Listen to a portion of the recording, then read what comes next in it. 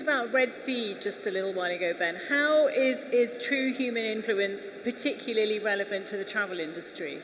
So massively, relevant for the travel industry, because ultimately, tourism is back, and obviously we had a very difficult stage where with all the lockdowns that we had around the world, but tourism is back, and it's obviously a very competitive because everyone's wanting tourists to come and actually visit various countries. But it's not just about targeting tourists to come, it's actually trying to understand how much is the average tourist actually spending when they're coming here as well to help support the economy. So from an influencer marketing perspective, it's how can we get creators to really showcase the wonders of the country. So within Saudi, for example, it's having creators visit and actually experience various things. Go to Alula, see the actual beauty of it. Go to Jeddah, go visit the old town there and have the experience.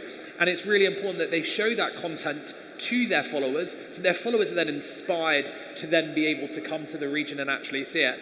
And I think one of the things which TikTok has massively changed the game on is previously when people would want to go to a country, they'd Google it, right? But actually what TikTok is, people TikTok it. They want to know from a travel recommendation engine how they can actually, what their favorite restaurants are in the region, what experiences can they have in that region. And I think creators are able to be that voice for the brand to be able to share it. That's amazing. So it's a much more personalised recommendation for something, and it's much more visual as well. Visual is the actual key there as well, because, yes, I can read a publication telling me what the top 10 restaurants are, but actually a creator showing me the top 10 destinations and actually showing me the experiences there, it allows me to have, a much deeper insight into what I can experience. Yeah. And